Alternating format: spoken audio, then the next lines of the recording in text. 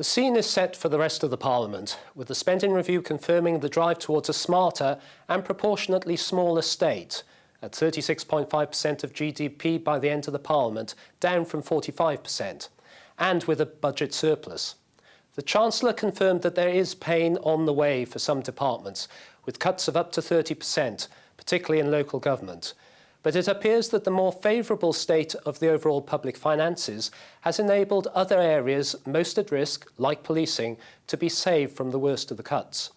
However, even in ring-fenced areas, increases in demand are outstripping budgets, from defence, which faces ever more existential threats, to health, with the impact of an ageing population.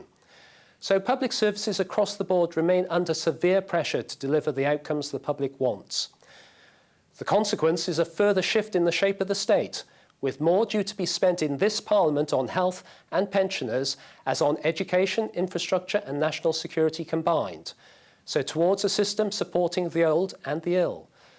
But at least now the size of the challenge is known, and there is the opportunity to plan for the future with a greater degree of certainty, even if with less resources than necessary to meet demand.